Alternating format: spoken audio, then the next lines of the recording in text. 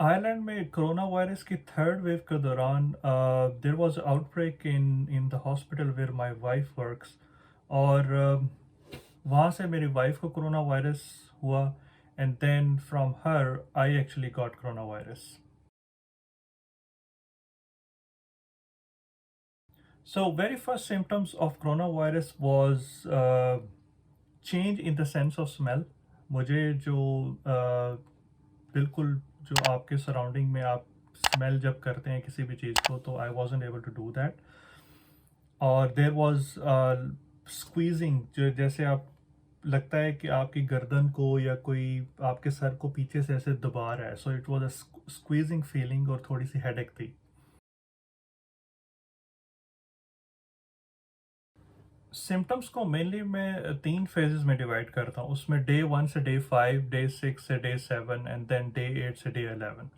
तो पहले 5 दिनों में जो मुझे सिम्टम थे उसमें मुझे फीवर रहता था, सुबह शाम फीवर है। And then there were body aches, पूरे जिस्म में कहीं ना कहीं दर्द हो रही है। सर में भी थोड़ा बहुत दर्द रहता था। And then towards the end of 4 or 5 days there was a total loss of appetite। I wasn't able to eat anything। And थोड़ा थोड़ा मेरा जो गला है वो भी ख़राब होना शुरू हो गया था। There was a feeling of sore throat, जैसे कोई गले की एक साइड पे इन्फेक्शन सी हो जाती है। डे 6 और डे 7 में आई वॉजंट फीलिंग एनी फीवर। कोई फीवर नहीं था उसमें, जैसे बॉडी बिल्कुल रिकवर कर जाती है, इस तरह की थोड़ी फीलिंग थी from fever point of view. लेकिन जो सोर थ्रोट था वो बहुत ज़्यादा उसमें इन्फेक्शन हो गया था। उसमें इतनी इन्फेक्शन हो गई थी कि लाइक जब भी मैं सो के उठता था तो एक ड्राईनेस फीलिंग होती थी पूरे गले के अंदर। And that was the worst feeling, क्योंकि पेन होती थी उस इन्फेक्शन वाली जगह पे। And then there was dizziness and weakness feeling पूरी बॉडी में थी, क्योंकि खाना पीना उस तरह से नहीं था नॉर्मल जिस तरह बंदा खाता है। नाउ टुवर्ड्स द एंड जो सिम्टम मेरे डे 8 से डे 11 और 12 पे थे, उसमें मेरी जो सिचुएशन थी दैट एक्चुअली गॉट वर्स। कुछ लोगों की जो सिचुएशन है वो डे 8 9 से बेहतर होना शुरू हो जाती है, but for me it was a different situation. क्योंकि एक तो मुझे ड्राई कफ शुरू हो गई थी, और पिछले 7 8 दिनों से मेरी जो डाइट की इनटेक थी वो बिल्कुल बिल्कुल लोएस्ट लेवल के ऊपर थी। I I was just taking only fluids, और प्रॉपर कोई मील मैं नहीं खा रहा था बिल्कुल भी। उसकी वजह से बॉडी के अंदर वीकनेस बहुत ज़्यादा हो गई थी। और जब ड्राई कफ होती है तो that actually shake your whole body. और मुझे डे 8 और 9 पे पूरी तरह से एक ड्राई कफ वाली सिचुएशन थी मेरे पास। एंड फीवर थोड़ा सा था, बहुत ज़्यादा नहीं था। सम डेज वर लाइक जिसमें मुझे बिल्कुल फीवर नहीं होता था, लेकिन कुछ दिन ऐसा नेक्स्ट डे ऐसा हो जाता था जिसमें मुझे फिर दोबारा से फीवर हो जाता था। And then one day like day 11 पे मुझे सुबह के टाइम पे वॉमिटिंग हुई।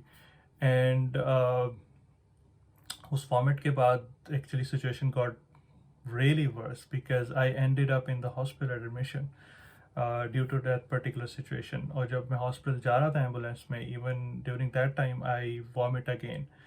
तो that was the worst time during whole coronavirus situation, क्योंकि बिल्कुल बॉडी की वीकनेस थी और बॉडी में जैसे जान नहीं होती। And eventually I ended up in the hospital. Then in the hospital उन्होंने मेरे ब्लड टेस्ट किए, चेस्ट का एक्सरे किया। Thankfully they all came normal, within normal range. तो वहाँ से फिर मुझे तसल्ली हो गई कि सांस का कोई प्रॉब्लम नहीं है, और ब्लड में भी कोई उस तरह से सिचुएशन नहीं है जो कि प्रॉब्लमेटिक सिचुएशन हो। Everything was in normal range. And then eventually 4 to 5 hours के बाद I was discharge from the hospital. उन्होंने मुझे सिर्फ ये बोला कि क्योंकि आपकी डाइट की इनटेक बिल्कुल प्रॉपर नहीं है, नॉर्मल लेवल पे नहीं है, सो दैट्स वाई आपकी बॉडी पूरी डिहाइड्रेट होगी और आपको 2 बार वॉमिट भी हुई towards the end. And so they just advised me, keep taking fluids, start taking something in the diet as a food जो proper खाना होता है। तो उसके बाद से फिर when I came back and then I started recovery process from there। Corona virus को काउंटर करने के लिए जो ट्रीटमेंट मैंने लिया that was mostly symptomatic treatment. उसमें ये चीज़ थी कि जैसे मुझे जो भी सिम्टम फील हो रहा है उसके मुताबिक मेडिसिन्स मैं लेता गया।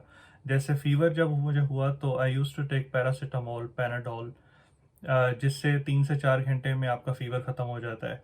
Then when I got sore throat तो उसके लिए मैंने एंटीबायोटिक स्टार्ट किया और उससे 3 से 5 दिनों के अंदर जो मेरी गले की इन्फेक्शन थी वो बिल्कुल ठीक हो गई।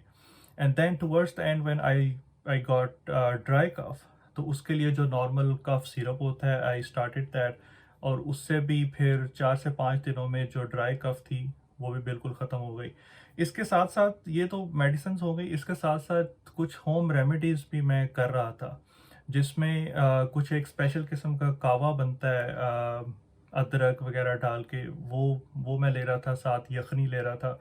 और फिर जो स्टीम है वो काफ़ी फ़ायदेमंद है। So I use to take steam in the morning as well as in the evening, जिससे जो सांस की जो तकलीफ़ है उससे हेल्प होती है। वो स्टीम एक्चुअली प्रिवेंट्स कि आपकी जो कोरोना वायरस की जो इन्फेक्शन है वो आपके लंग्स में ना जाए। सो मेरा इसमें टेक होम मैसेज ये है कि अगर किसी को कोरोना वायरस हो जाता है तो सबसे पहले आपने घबराना नहीं है। जैसे हमारे प्राइम मिनिस्टर साहब ने कहा हुआ है कि घबराना बिल्कुल नहीं है। लेकिन इसका मतलब ये भी नहीं है कि आप बिल्कुल हाथ पे हाथ रख के बैठे रहें और कुछ भी ना करें।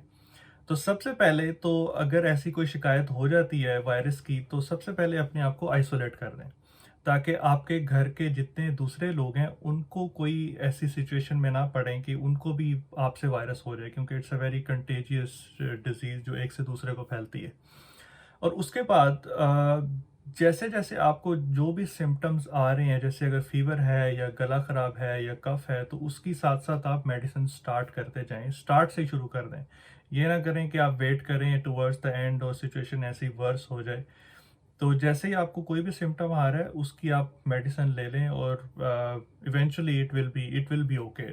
मोर देन 95% लोग जो हैं वो रिकवर कर जाते हैं, जिनको कोई अंडरलाइंग इलनेस नहीं है। There is nothing to worry about. जैसे ही आपका टाइम पूरा होगा 10 से 15 दिन, you will be perfectly all right. So and पे मेरा मैसेज यही है कि एहतियात से काम लें। पाकिस्तान में इस वक्त थर्ड वेव जो है वो काफ़ी ज़्यादा ऊपर जा रही है और पहली वेव से भी ज़्यादा केसेस देखने को मिल रहे हैं। तो अपने आप को भी बचाएं और दूसरों को भी बचाएं। Thank you so much.